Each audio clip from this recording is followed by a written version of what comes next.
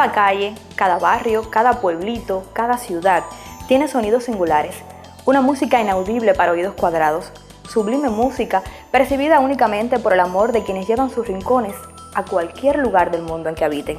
Bienvenido, es un placer recibirlo una vez más en este tiempo televisivo que descubre puentes de amor y creación para que alguien venga a saldar significativas deudas. Tengo una deuda de sueños contigo, mi ciudad de tiempos. Tengo una deuda de amores prohibidos, mi ciudad de sueños. Vuelas como lanza condenada a perder su punta.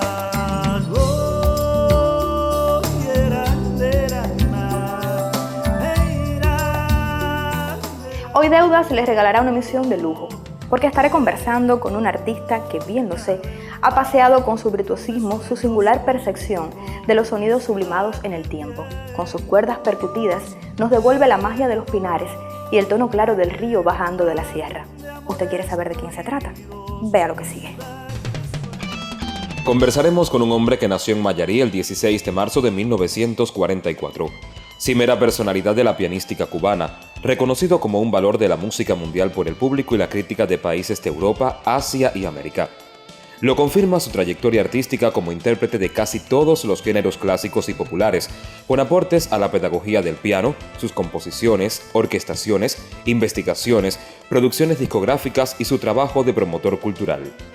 En los próximos 27 minutos saldaremos significativas deudas con Fran Fernández. Exactamente, en esta oportunidad haremos un puente de amor y creación a través de la vida y obra del maestro Fran Fernández, a quien ya le doy la bienvenida y el agradecimiento especial por aceptar nuestra invitación. Gracias a ustedes. Maestro, usted lleva los sonidos hasta los predios de lo sublime, pero hay que hablar un poco de los antecedentes de todo ese virtuosismo. Me gustaría volver, aunque ya se ha referido en muchas entrevistas, a Mayarí, a su hogar, a las lecciones que allí recibió de su madre y luego de su familia, de lo que conserva de todo eso. Lo más interesante, lo más, para mí sigue siendo un poco misterioso, es que yo, cuando empiezo a tener uso de razón, ya tocaba piano, porque empiezo a tocar a los 4 años, y tú sabes que a los 4 años, un niño de 4 años no tiene conciencia, casi ninguna, de lo que hace.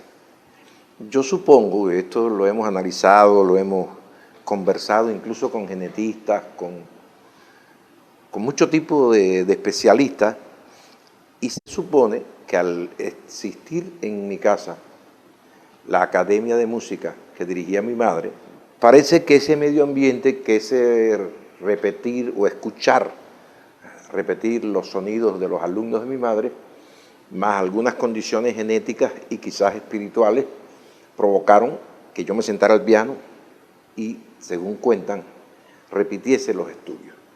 A los 5 años, mamá empezó a darme clases y a los 6 murió. Y yo creo que la dedicación, la promesa que de alguna manera yo le hice, que más bien fue un compromiso, cuando en su lecho de muerte a mí me llevan, esa imagen la tengo bastante clara, me suben a la cama del hospital, en aquel momento Central Preston, ahora desaparecido Central Guatemala, que era donde estaba el hospital más importante. Mayarí en ese momento no tenía hospital como ahora tiene. Y ella me dijo: mijo, no abandones nunca el piano, tú tienes talento.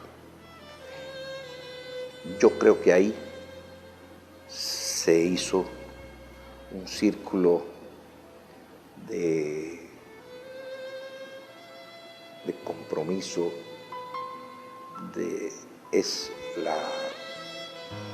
utilizando el nombre del programa de ustedes, la deuda eterna en que yo me he visto implicado y con mucho gusto he cumplido hasta ahora y voy a seguir cumpliendo. Una deuda irrompible, pero que se ha ido saldando y se sigue saldando. Usted tiene una formación académica clásica y muchos ha hablado de las lecciones que recibió de su maestra Margot Rojas, muchos ha hablado de los estudios superiores en el Conservatorio Tchaikovsky de Moscú, pero tiene un apego grande también por la música popular cubana. Y justamente ese lazo, ese amor, yo infiero que tiene mucho que ver también por lo que conserva de todo ese patrimonio sonoro de Mayarí. Totalmente. Que conoce. ¿Usted me argumenta esa hipótesis o me la refuta? No. Clasifica totalmente. Clasifica. En mis recuerdos como algo absolutamente imprescindible. De hecho, durante mucho tiempo hemos tratado de dividir la enseñanza, hemos tratado de expresar los pilares de una formación, y últimamente, hace como unos 10 años, llegamos a la conclusión de que en la formación de Fran Fernández ha habido 3 o 4 pilares fundamentales. Empezando de atrás adelante, el Summa Cum Laude en el Conservatorio Tchaikovsky de Moscú, el encuentro con Margot Rojas en La Habana, alumna de Lambert, uno de los últimos alumnos de Franz Liszt, el más grande pianista del mundo del siglo XIX, el estudio y profundización de los clásicos cubanos como Cervantes, Sagumel, Lecuona, y el último que menciono, la génesis de todo, el nacer en Mayarí y conocer junto con Mozart a Sindo Garay, conocer junto con Beethoven, con Liszt, con Schumann, obviamente en la academia de mi madre que se hablaban esos nombres, ir a la escuela, cruzar el patio y encontrarme en la casa de Martín Meléndez, el director de la banda municipal, era el otro foco cultural de Mayarí. La diferencia de las grandes figuras que se hablaban en esas casas era la dificultad de pronunciar el nombre. En la mía, donde yo nací, en la academia de mamá, era Wolfgang, Ludwig van Beethoven, Piotr Ilich. Y en casa de Martín era Sindo, Pepe, María Teresa. Un niño de 4 o 5 años no aprende, y yo lo digo eso con un poco de humor, nadie se ríe, porque yo tengo la facultad de que la gente, cuando yo hablo en serio, se muere de la risa, y cuando yo trato de hacer un chiste, todo el mundo se queda serio. Pero a mí me da gracia cómo es posible que un niño pueda manejar eso, porque para mí, y yo creo que ahí está la génesis que responde tu pregunta de alguna manera, esa ingenuidad de que yo no sabía qué cosa era culto, qué cosa era popular, que por cierto, sigo pensando a los 70 años que está muy mal expresado, porque decir que Sindo es popular y Beethoven no, me parece que es una tontería. Y clasificar de culto a Mozart y a Schubert, entonces llegaríamos a la conclusión de que Benny Moré y Miguel Matamoros son incultos. Por tanto, la terminología creo que siempre ha estado como muy imprecisa, y máxime en un lenguaje como en el que yo me he dedicado, que es un lenguaje en sí mismo, que no necesita del lenguaje hablado. Yo creo que la música es el lenguaje de los sonidos y los silencios. Y esa maravilla de formación no habitual, no escolástica, no científica, porque o te gradúas en un conservatorio o te quedas en la calle porque no tienes dinero para pagar el conservatorio y entonces eres un juglar. Esto viene del siglo XVII, XVI, donde estaban los Meistersingers y los Mastersingers. La diferencia era que unos tenían plata y otros no. Más bien ninguno tenía plata, pero unos tenían mecenas que le pagaban los estudios y otros no. En Cuba es igualito. La mayoría de la gente que tenía posibilidades económicas, y yo creo que eso es una cosa interesante a pensar, esa división entre lo culto y lo popular. Eso es una división clasista, economicista, es una división social, no es una división estética. Yo me imagino qué sería de un Sindo Garay, de un Pepe Sánchez, de un Miguel Matamoros, si hubiesen podido tener la oportunidad de estudiar en la Juilliard de Nueva York o en el Tchaikovsky de Moscú. ¿Qué nos hubieran transmitido? Algunas personas supersticiosas piensan que la academia podría coaccionar la sabiduría o la impronta. Yo creo que no. Yo creo que el talento, no cabe duda de que tiene un lugar muy especial. La inspiración existe, aunque es mejor que te sorprenda trabajando. Pero la academia también es importante. Y yo creo que la maravilla de Mayarí, ese pequeño valle extraordinario donde nací y donde aprendí tanto, incluso sin saberlo, es que me vinculó sin quererlo, sin pretenderlo, a los grandes polos que luego se constituyeron cuando fui mayor en aparentemente opuestos, en Alfa y Omega. Yo me acuerdo incluso que cuando vine a La Habana me decían, no, si tocas música popular no puedes estudiar clásica.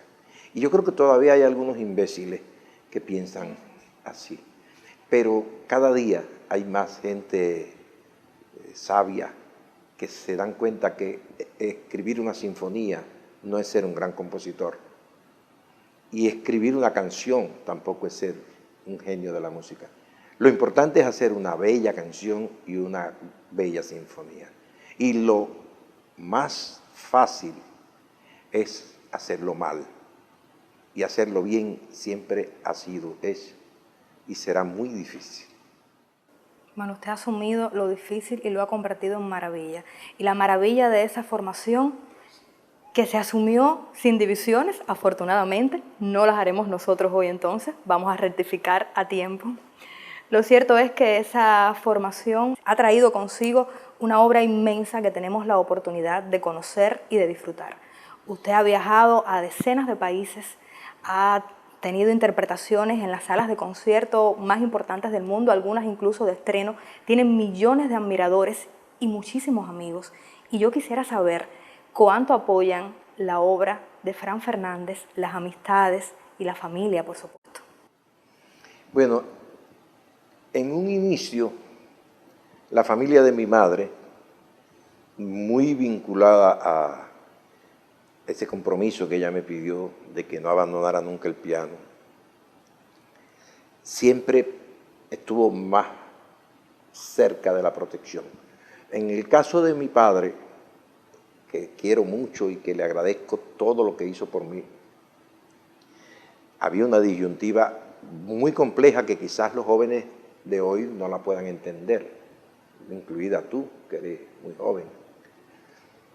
Y es que en la época en que yo empecé, en los años 50 y pico, yo nazco en el 44, ser músico no era una profesión. Había que ser sastre, había que ser contador público, había que ser... Entonces, ser músico era una afición. Y mi padre por eso quería que yo fuera contador público. Y yo cuento con los dedos, todavía cuento con los dedos, y me equivoco.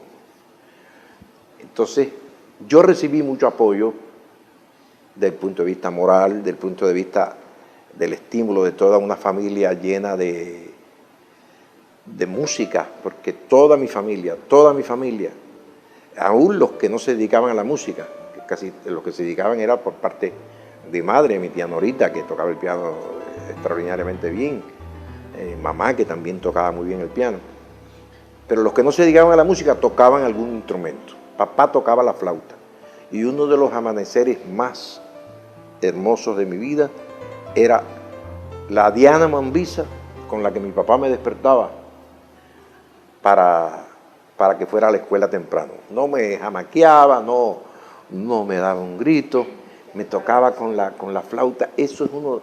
Yo tengo dos sonidos asociados a amaneceres felices, y es esa Diana Mambisa, tocada por mi papá en la flauta, y el ruido de las olas del mar tempranero cuando iba al mar de la Socapa, en la bahía de Santiago de Cuba, a mí me calma los nervios. Mira que yo soy tenso y sin embargo yo oigo una flauta, oigo el ruido de una ola llegando a la orilla y me relaja completamente.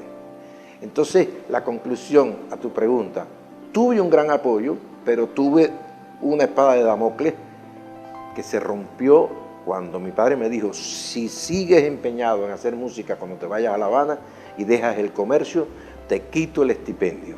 Eran 150 pesos, pero en esa época 150 pesos era un dineral. Y fíjate qué interesante, mi padre, por ayudarme a ser un hombre de bien, me quitó el estipendio porque yo me puse a tocar y a seguir tratando de estudiar música. Y ahí tuve que ganarme la vida y me vinculé a la música popular. Trabajé en las cañitas de La Habana Libre, después en el lobby del San John. ¿Con qué herramientas? Con Mayarí. Entonces aquello que fue una provocación aparentemente en contra de mi desarrollo musical, de mi familia, se convirtió más que en la solución de un problema económico en una nueva escuela. Yo le hablaba de los amigos también, porque es muy gratificante tenerlos, conocer sus criterios, que nos apoyen en el diarismo. Y muchos de ellos tuvieron a bien darnos los criterios sobre usted, maestro. Sé que va a ser muy bueno escucharlos, ¿verdad que sí? Miro para acá. Conozco a Fran hace aproximadamente 30 años, quizás un poquito más o un poquito menos. Lo empecé a conocer primero como músico, oyendo su música, como todos los cubanos, ¿no? En sus conciertos que ponían en la televisión, en fin. Después lo conocí personalmente cuando se inauguró una serie que hicimos aquí, que él hizo la música, que se llama La Gran Rebelión. Y en la premier de esa obra se apareció Fran, por cierto, con una Minerva puesta porque estaba recién operado de la columna. A partir de ahí, de esa fecha para acá, han transcurrido, te digo, aproximadamente 30 años. En el transcurso de estos 30 años, bueno, pues Fran ha ido creciendo cada día más y cada día más como músico, como arreglista, como compositor, como concertista, y no solamente en los escenarios nuestros, sino en los distintos escenarios, en los mejores escenarios del mundo. Es ese ser humano que uno se enorgullece de ser su amigo, de compartir con él en su casa, con su familia, con un grupo enorme de amigos, casi todos músicos. Y he tenido la suerte, ese placer enorme de que Fran me haya también incluido en su pequeño núcleo de amigos, porque tampoco es un núcleo muy amplio, sí es un núcleo muy bueno como amigos, como personas. Al maestro Fran Fernández lo conocí en la década del 70 y a partir de ahí hemos confraternizado, hemos compartido varios espacios televisivos y otros no. Hemos tenido un grado también de amistad bastante amplio. Yo con él profesionalmente he hecho varios programas, algunos han sido premiados internacionalmente. Tengo un premio especial de jurado en un programa que hicimos que se llamó Vocación de Lecuona, que era toda la música de repertorio o gran parte de la música de repertorio de Lecuona, que el maestro la llevó con arreglos para piano y fue, como digo anteriormente, premiado en Praga. Posteriormente este mismo programa se premió en México y de allá para acá hemos hecho muchas cosas.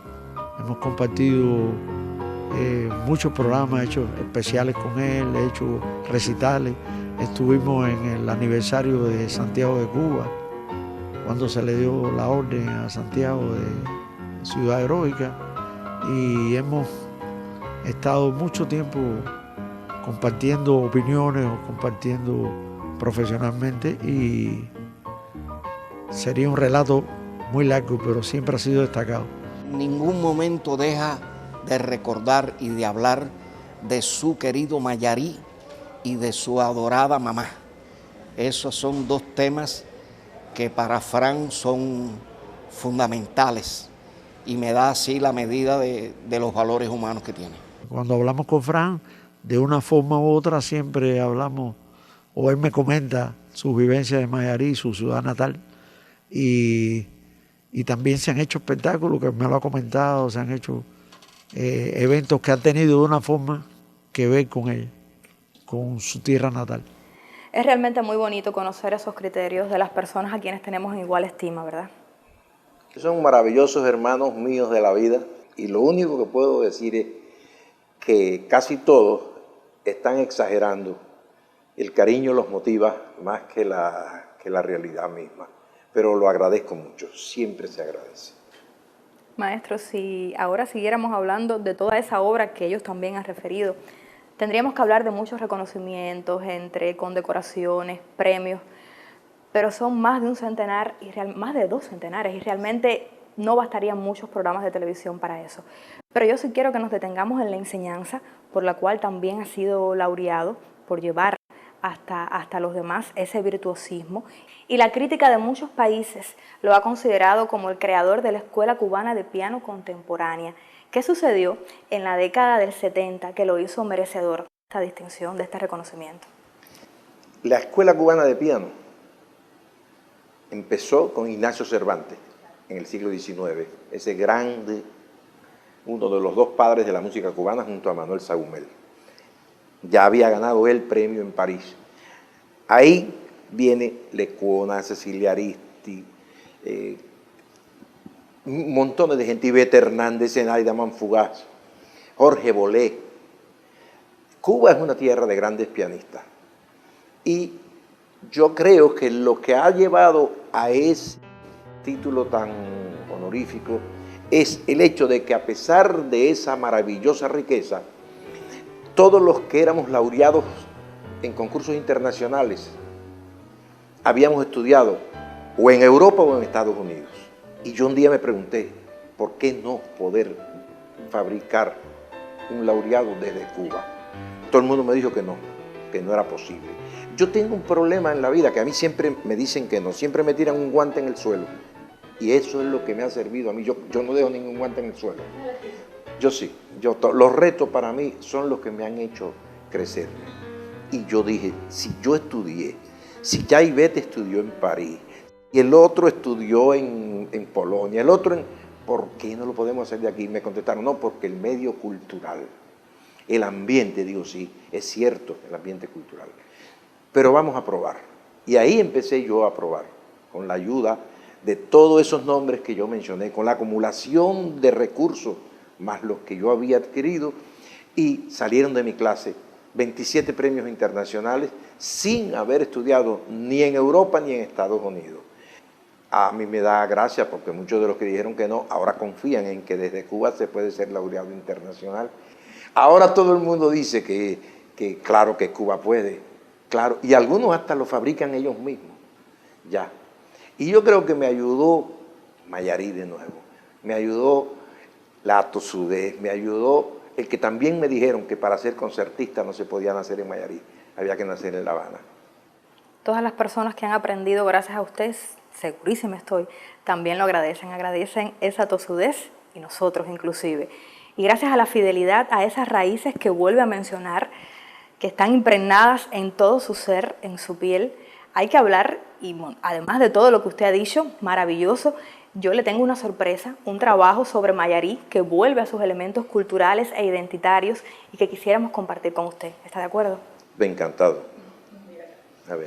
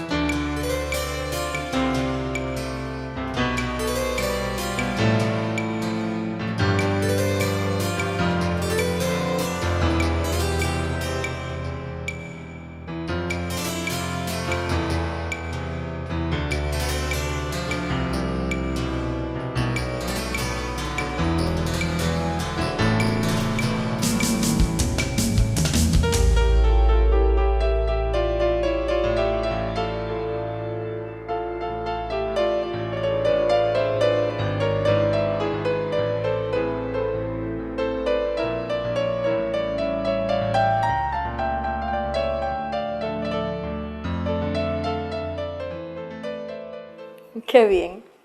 Amigo, un músico, un pianista de talla universal como el maestro Fran Fernández convierte los claroscuros en maravillas, blancas y negras en sensaciones, sentimientos, mejorías. Y lo traigo a colación porque estamos llegando a una sección que hemos dado en llamar justamente en blanco y negro, para que el invitado nos conteste de la manera más concreta que encuentre, que pueda, sin cortapisas ni paños tibios. Y esto que sirva además como idea conclusiva del programa, con todos los elementos que trae consigo la contemporaneidad, la tecnología y todo lo demás. ¿Cómo valora Fran Fernández la relación del artista con sus raíces? Yo pienso que nadie puede expresar lo lejano geográficamente y estéticamente si no se identifica profundamente con lo propio. No es posible tocar bien a Beethoven si uno no es capaz de tocar a Lecuona. Así mismo. Bueno, ha sido todo un reto y una maravilla escucharlo, maestro. No, gracias a ti y a todos, de verdad. Tengo una deuda de sueños contigo, mi ciudad de tiempos. Tengo una deuda de amores prohibidos, mi ciudad de sueños. Vuelas como lanza condenada a perder su punta. Y así termina una entrega muy especial de nuestro espacio. Conversamos con el maestro Fran Fernández, motivación ideal, para que regrese la próxima semana, en la que seguiremos transitando puentes de amor y creación y, por supuesto, saldando deudas. Nos vemos.